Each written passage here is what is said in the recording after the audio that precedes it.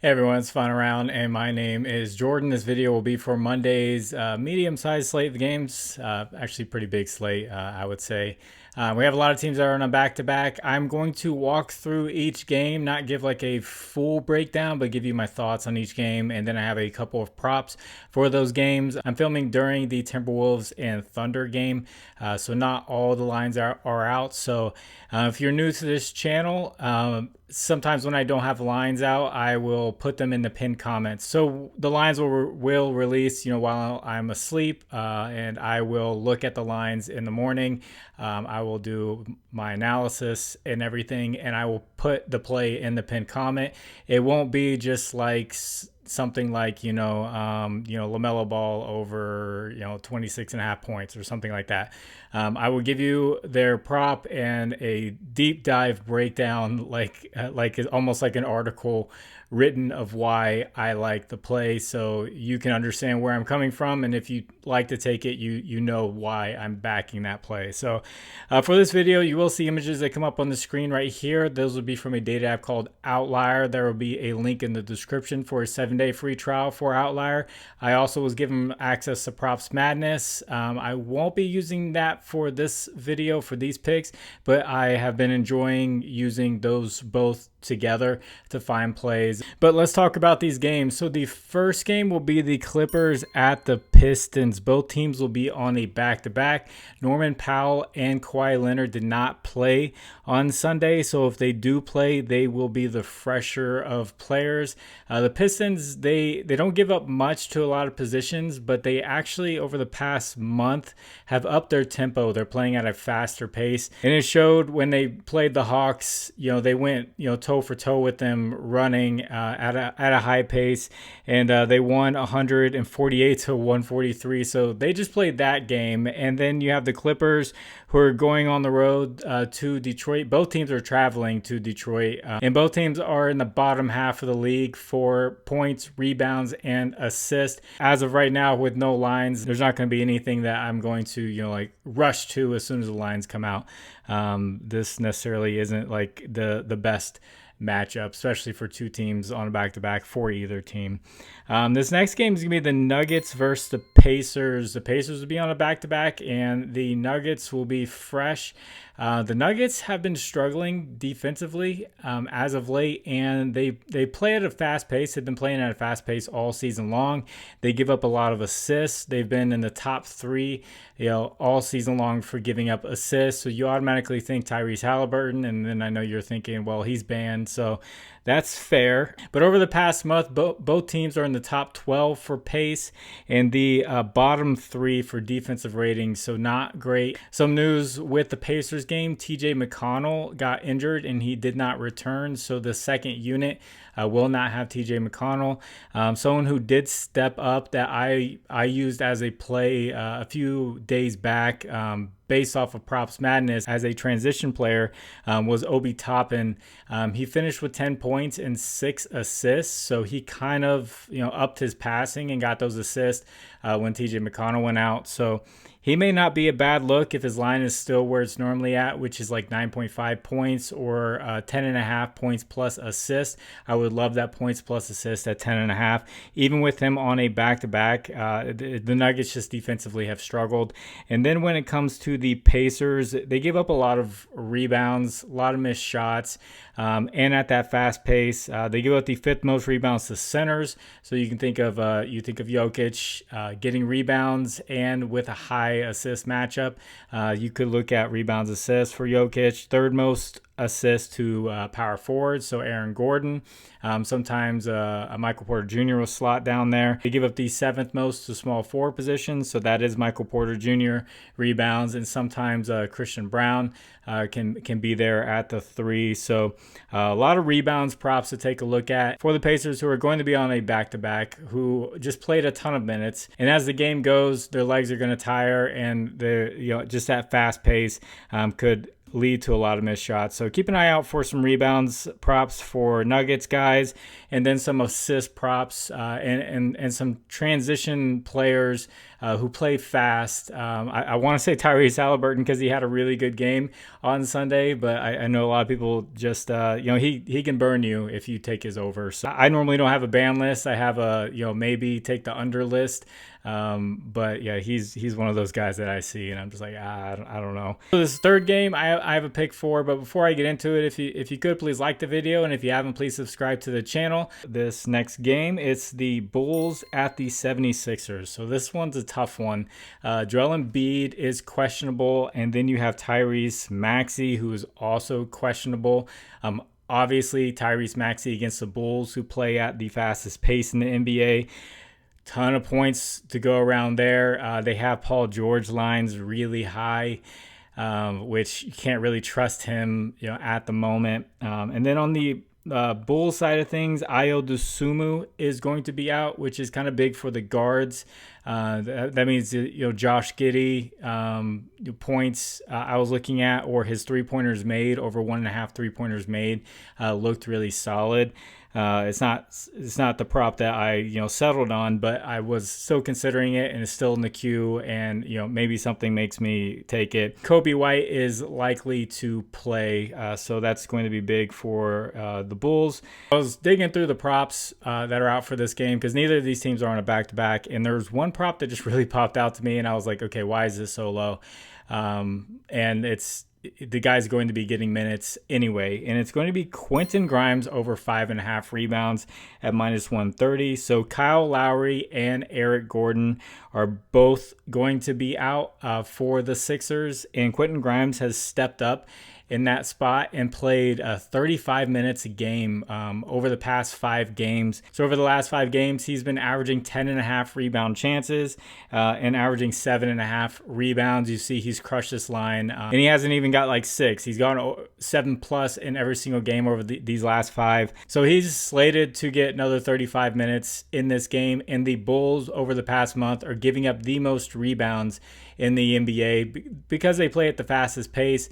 They're running up and down. They're throwing up shots. So a little tidbit, Quentin Grimes played for Dallas earlier this year, and he played against the Bulls. And in 16 minutes, he got 6 rebounds against them. So he hit this line in just 16 minutes earlier this year. So now you're taking that and you're adding 20 minutes to it. I really like this play for Quentin Grimes. I'm sure it'll get bumped up.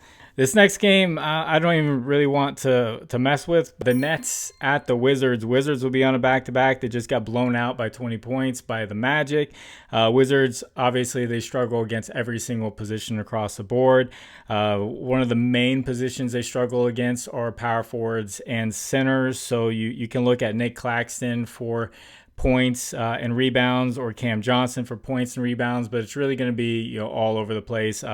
Very high lines, more than likely inflated lines. But if I see something where there's a consistency and the line doesn't look too bad for maybe like Nick Claxton, points plus rebounds, I'll go ahead and take something like that. But with Wizards on a back-to-back, Nets aren't necessarily the type of team who are going to blow a team out. Hopefully this is something competitive. I'll just say be careful. It could be an ugly game.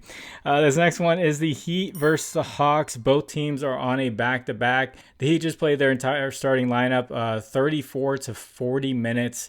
They played a ton, and then you have the Hawks, who just had that run and gun game against the Detroit Pistons, and they had a lot of guys play a ton of minutes. So it's kind of the clash of the paces here. The Hawks play at one of the fastest paces in the NBA. The Heat play at the bottom when it comes to pace. So when you have both teams who are on a back-to-back, I feel like we could start out fast, but the slower pace could take over here, and you could look at a lot of rebound opportunities. Both teams are in the top half of the league for giving up rebounds. And an extra note, Nikola Jovic fractured his hand, so that's going to give more minutes to the bigs. So this is another one that could get ugly. Keep an eye out for those rebounds props, and we'll see where points come out at. See if anything is not inflated. And then we have the Timberwolves at the Thunder. So this will be a rematch of the Sunday game. Instead of playing playing in Minnesota. They're going to be in OKC. I don't have anything for this game because I'm filming this during that game, so you can kind of take a look at it. At the Sunday game, I promise you, do not take the Sunday results and then apply that to the props on Monday. Teams adjust. It happens all the time where things turn around and things are much different the second time around because you're playing the same guys back to back. You make adjustments for your weaknesses. And then before I get into these last couple of games, if you use Prizepicks and you want more options, you want more apps for deposit matches and all that, check out Underdog Fantasy, Sleeper, ParlayPlay, ChalkBoard, or Better. Underdog's matching first deposit up to $1,000. The others are doing up to $100, and Better's matching your first bet up to $250. Promo code is fine around 11 for all those matches. The links are in the description. That'll take you there. This next game is the Trailblazers at the Jazz, and the Jazz are missing a lot of players here. So there's props out, but it's the players who are questionable, so you can't really make a decision yet. So Colin Sexton is clearly out. He's been out for a while, but Jordan Clarkson's going to be out. John Collins is ruled out. And then you have Walker Kessler, who has an illness, and Lauri Markkanen is also questionable. So DeAndre Ayton on the other side of things for the Trailblazers is already out. So you have Klingon there. If Walker Kessler is ruled out, Klingon rebounds or points rebounds could be a good look. He'd be going up against Kyle Filipowski from Duke, another rookie. So that'd be a good matchup. Isaiah Collier's lines are not out yet, but this is one that's going to be determined by these injuries. And sometimes you have games where the lines just will sit there all day long until these injuries are settled and there's not much you can do with them. You might end up taking a Lauri Markkanen play and then he's out. So it's just one to just keep an eye out on Kessler with an illness. Normally illness guys usually sit when they have a random illness pop up. But with both of these teams not being on a back-to-back, it could be a good one for some points for like Collier assist, or Trailblazers, Anthony Simons points and assists. And this final game is the Hornets at the Kings. Mark Williams will be out for this one. So I immediately thought of Yusuf Nurkic, who I took last video, and he crushed his assist line. His assist line is bumped up by 1, so it's 2.5, and it's minus 170 for 2.5. So I looked around his, PRA and all that, and I settled on his rebounds plus assists. So Yusuf Nurkic over 9.5 rebounds plus assist.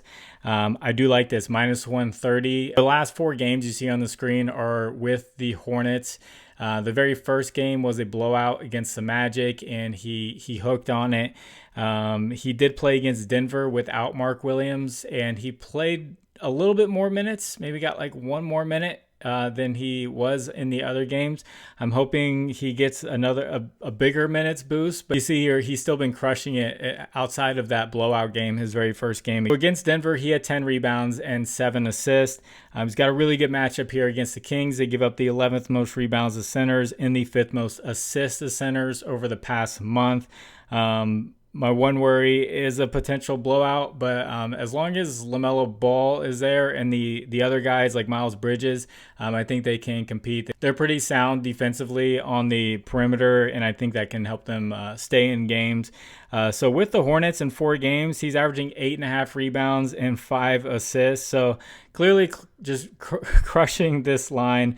And this will more likely get bumped up. So if you see this in the AM and you still have it at 9.5, I think Yusuf Nurkic for the Hornets is a good matchup here. So that's just a couple of plays and a quick rundown. If you'd like to discuss lines further, I have a Discord. Link is in the description. That is free. There's no premium or hidden paywall or anything like that inside of that Discord. It's just a bunch of people having conversation, bringing their plays, bringing their research that they find throughout the day with different sports and everything. I know baseball is starting to heat up with spring training, so love to see you jump on in there. And then as far as a recap goes, I did have that use of Nurkic over 1.5 assists. That did get bumped up. I did talk about an assist ladder for him because he was getting 7 assists over the past couple of games. He had 7 and 7. He ended up with 5. So if you had laddered it with 2, 3, 4, you would have hit some plus money plays there. And I also had Nikola Jokic over 48.5 points, rebounds, and assists. He got the triple double, which I mentioned. You could take the triple double plus 100. But he just did not score. The whole thought process was, the Lakers don't have Anthony Davis anymore. He should be able to just do what he wants to there down low against guys like Jackson Hayes. But he only took 7 shots, and he just passed it around. And I guess the Lakers really knew how to force him to try to let the others beat them, and the Lakers ended up blowing them out. So Jokic went under. He was looking good in the first half, but it just didn't happen. So that one went under. So I didn't do anything for Sunday. I did give some breakdowns in the Discord. People had some plays that they were talking about. So I went and I dug up and did some research just to show them, what my thoughts were on that play. So I did that for a few plays, but no video or anything like that. Normally don't do Sundays. So I'm going to get this one edited and get it out to you. So God bless you all. It's fun around. My name is Jordan. I will catch you on the next one. Bye.